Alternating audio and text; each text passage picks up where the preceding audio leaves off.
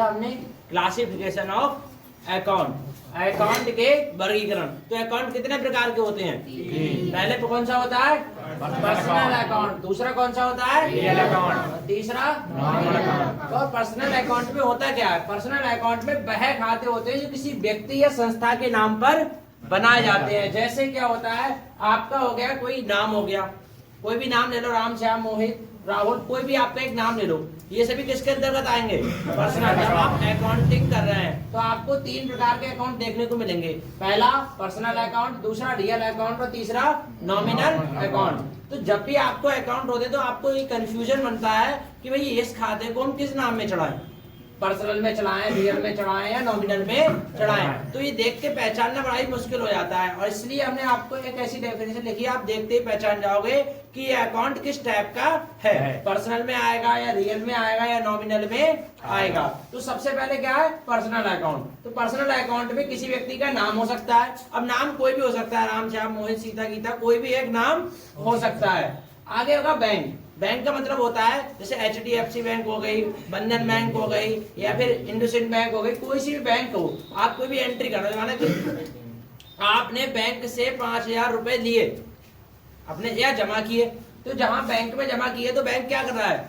Bank में जमा करे तो डेबिट क्रेडिट, तो यहाँ पर बैंक में डीआर करोगे। बंधन बैंक में आपका खाता है तो बंधन बैंक 5,000 CR या बंधन बैंक 5,000 DR। तो आप जो एंट्री बनाओगे किसी के नाम से बनाओगे, एक अकाउंट बनाओगे, तो नाम क्या होगा? वो बैंक। तो या तो आपका नाम हो सकता है या फिर कोई बैंक हो सकती है, ये ABC कोई कंपनी हो सकती है, किसी कंपनी का नाम हो सकता है। जैसे कंपनी का नाम मान लो आपका अल्फा कंप्यूटर इंस्टीट्यूट ही है, अपनी कंपनी है, तो इसे कोई सी भी एक कंपनी का नाम हो सकता है। कैपिटल कोई संपत्ति हो सकती है, और ड्राइंग अकाउंट। इस प्रकार के अकाउंट क्या कहलाएंगे? हमारे पर्सनल अकाउंट। अब बात आती है रियल अकाउंट पे। तो रियल अकाउंट क्या होते हैं? रियल अकाउंट में वह खाते होते हैं जो किसी वस्तु या संपत्ति आदि से संबंधित होते हैं। आपको मान लो कोई आपने टैली पढ़ रहे हो तो आपको ये पता होना चाहिए हमारे क्या होता है कि रियल अकाउंट में क्या क्या आता है। तो अगर आपको बिजनेस में कोई कैश लगाना है,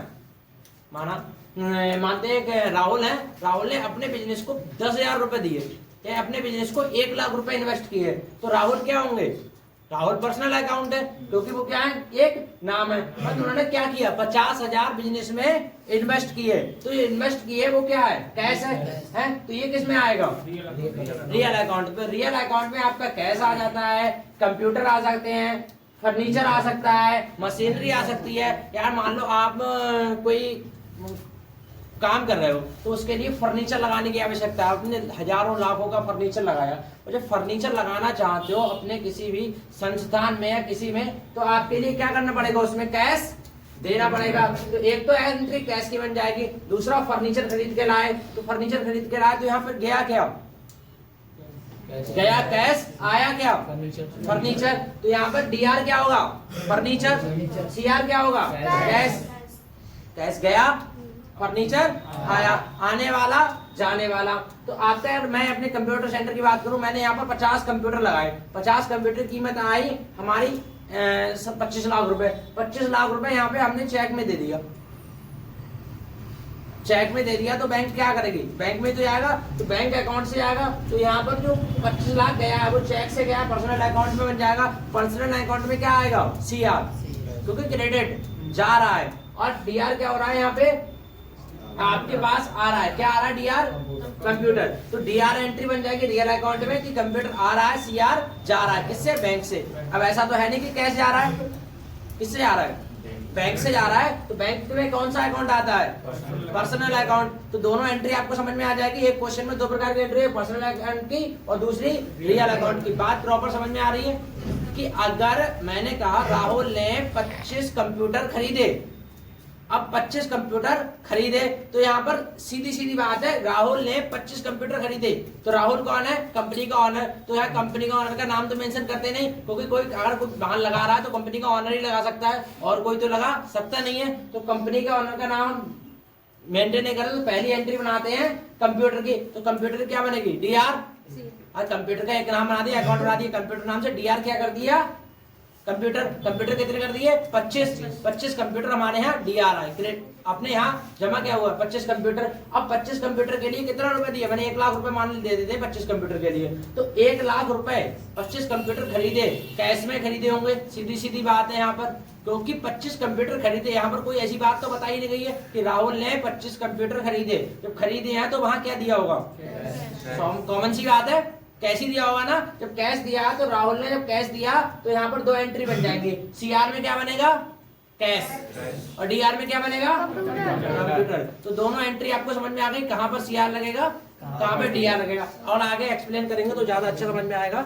मैंने पूरा बना दिया। अगले होते हैं नॉमिनल अकाउंट। तो नॉमिनल अकाउंट होते क्या एक्चुअल में? नॉमिनल अकाउंट वह खाते होते हैं जो लाभ हानि, आय व्यय और क्रय विक्रय से जो लाभ हानि, आय व्यय, क्रय विक्रय। अब कोई कम से इनकम है, जैसे आपने कोई खरीदा कुछ कंपनी के लिए, 50,000 रुपए लगा के एक लाया आप स्टॉकेज कोई सामान का, 50,000 के सामान पे आपको प्रॉफिट कितना हुआ?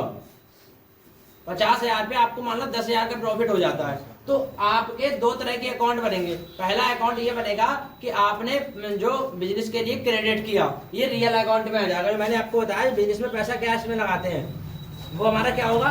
रियल अकाउंट में। तो रियल अकाउंट में 50,000 रुपए का आपने बिजनेस में लगा दिया, तो ये बन जाएगा DR 15,000 कैश, 15,000 कैश। अब वहां से आपको जो प्रॉफिट हुआ, प्रॉफिट कितने का हुआ? 10,000 का। उस माल को बेचने के लिए आपने 10,000 का प्रॉफिट दिया। फिर DR में क्या बन जाएगा? प्रॉफिट। प्रॉफिट में क्या हो जाएगा? आपको जो इनकम हुई है। अब यहाँ पर उसमें 2 चीजें के अकाउंट और मेंशन हो जाएंगे। पहला अकाउंट मेंशन हो जाएगा कि आपको रेंट देना है, तो रेंट क्या रहेगा? CR रहेगा, क्योंकि क्रेडिट होना है। और रेंट किस में से जाएगा? रेंट जाएगा आपके प्रॉफिट में से ही तो जाएगा। अगर आपने तो जमा किया उसमें से रेंट थोड़ा ना दोगे, तो आपने प्रॉफिट में से रेंट के कितने दे दिया?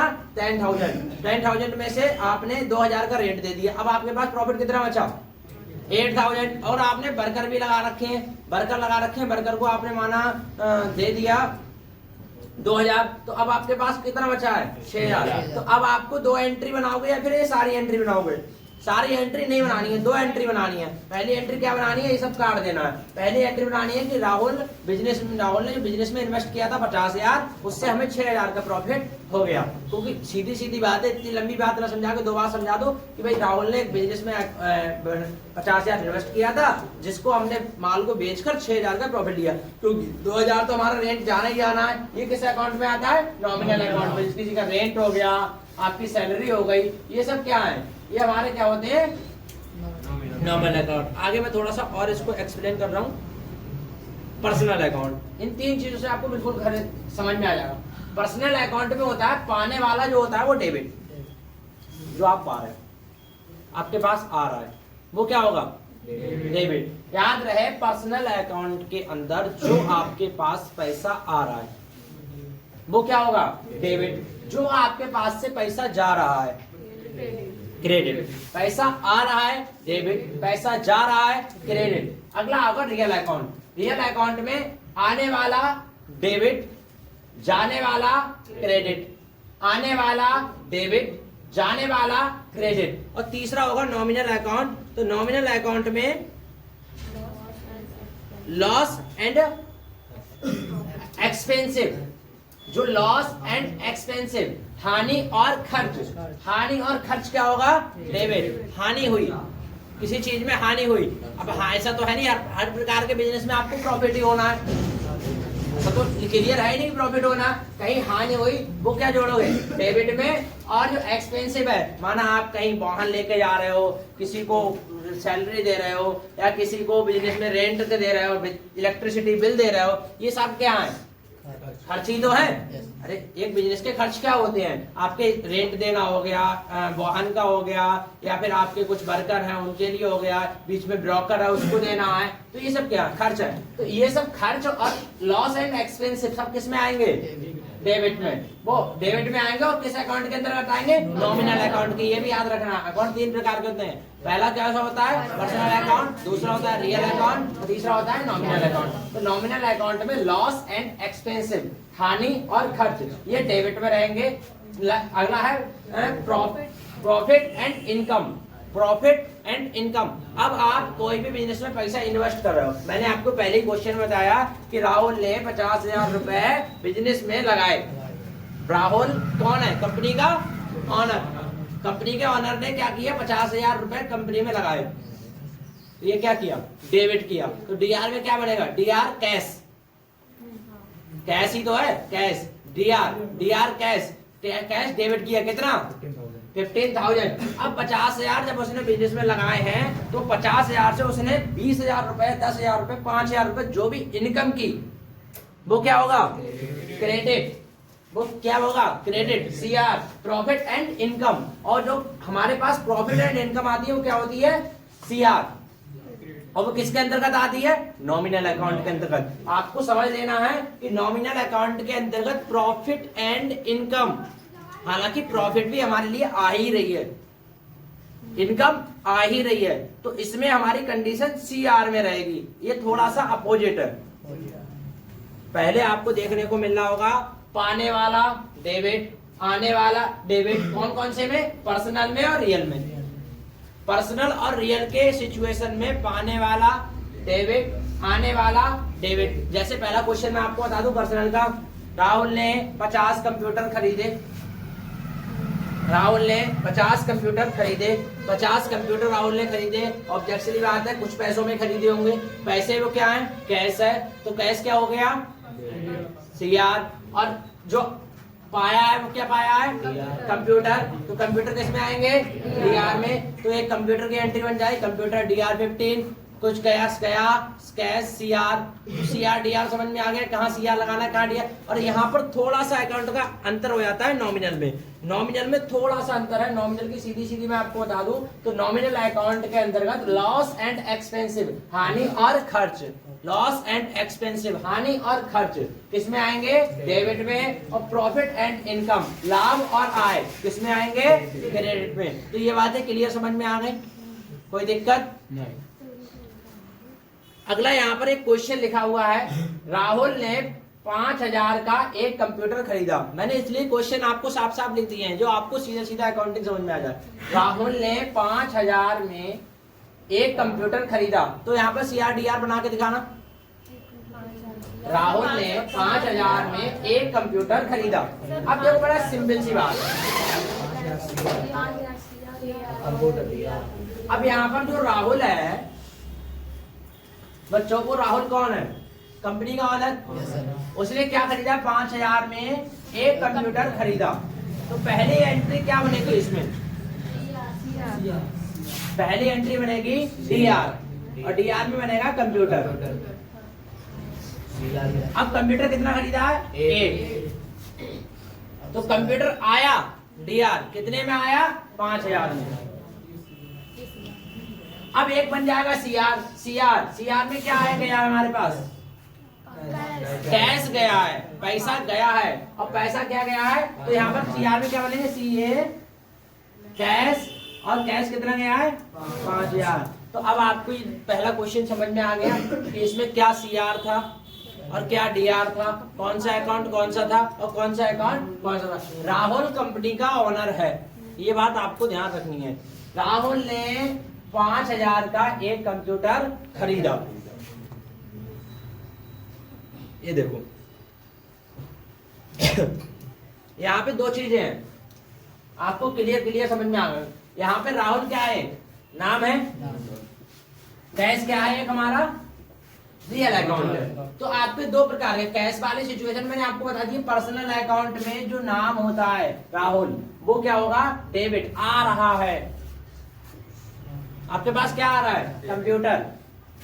नाम तो नहीं लिखोगे, आ क्या रहा था? कंप्यूटर। अब यहाँ पर ऐसा थोड़ा ना राहुल नाम की डीआर बना देंगे और कंप्यूटर छोड़ देंगे। हमें ये दिखाना आया क्या था हमारे पास। तो डीआर में क्या आया था? कंप्यूटर। हमारे पास गया क्या था? पहली एंट्री समझ में आ गई? कोई दिक्कत?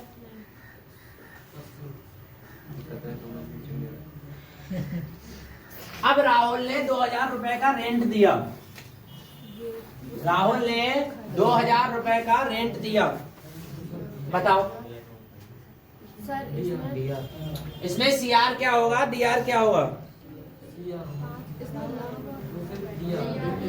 राहुल ने 2000 रुपए का रेंट दिया।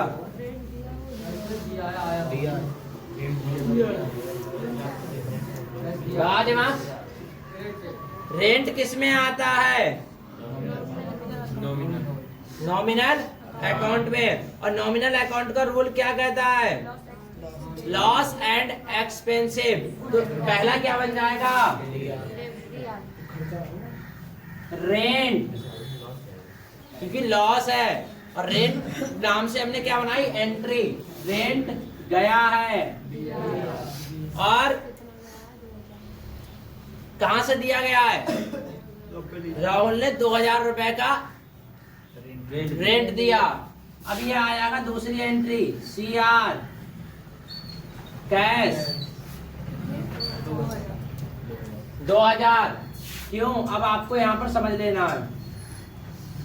यहाँ पर डेफिनेशन क्या कहती है? डेफिनेशन हमारी कहती है वह खाते जो हानि, लाभ हानि, आय व्यय, क्रय विक्रय से संबंधित होते हैं वो क्या कहलाते हैं? हमारे नॉमिनल अकाउंट। अब नॉमिनल अकाउंट में हमने पहले ही आपको समझा रखा है कि जाने वाला क्रेडिट और हमारा loss and expensive, loss and expensive, हानि और खर्च हमारा डेबिट होगा। तो हानि हो रही है कितने रुपए की? जाहिर है ना, खर्चा ही तो है ये 2000 रुपए। और इधर हमने आपको समझाया था देने वाला क्या होगा पर्सनल अकाउंट में? क्रेडिट। और रियल अकाउंट में जाने वाला क्या होगा? क्रेडिट। तो हमारे पास से गया क्या था? कैश। और कैश किस में आता है? हमारा रियल अकाउंट में। तो रियल अकाउंट में जो कैश आता है, तो हमने आपको बताया था हमारे पास से राहुल ने 2000 रुपए का रेंट दिया। राहुल ने 2000 रुपए का रेंट दिया। अब रेंट में सीधी सीधी आपको समझ में आई गई होगी, कोई रेंट होता है तो रेंट किस में आएगा? DR में। अब दिया किस में है? रियल अकाउंट के अंतर्गत। और रियल अकाउंट के अंतर्गत जाने वाला क्या होता है? तो CR क्या हो गया? कैश। दिया क्या है? रेंट। तो रेंट क्या लिख दिया हमने? DR। तो दूसरी एंट्री बिल्कुल क्लियर। क्या गया था? रेंट। तो रेंट क्या हो गया? डेबिट। और बचा क्या था? क्रेडिट। क्रेडिट में क्या हुआ? कैश। तो कैश और राहुल दोनों चीजें आपको क्लियर समझ में आ गई। अगला क्वेश्चन है हमारा तीसरा।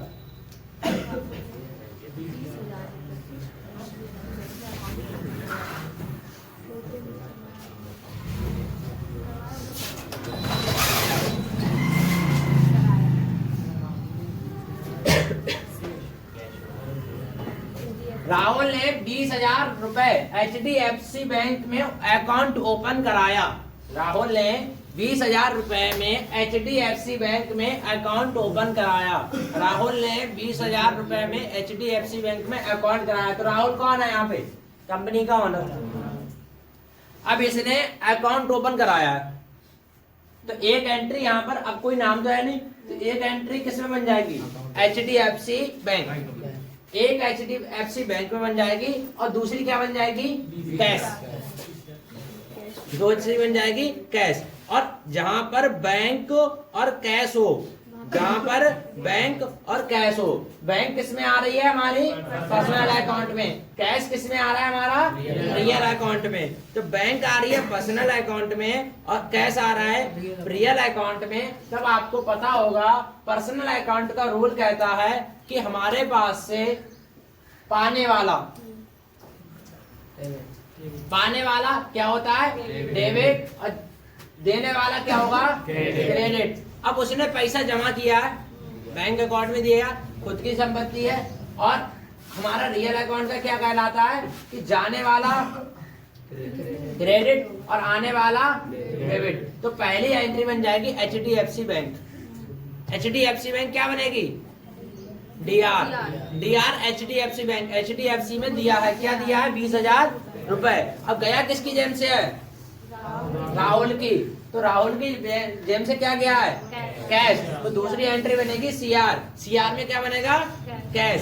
तो HDFC बैंक DR 20,000 और CR कैश 20,000।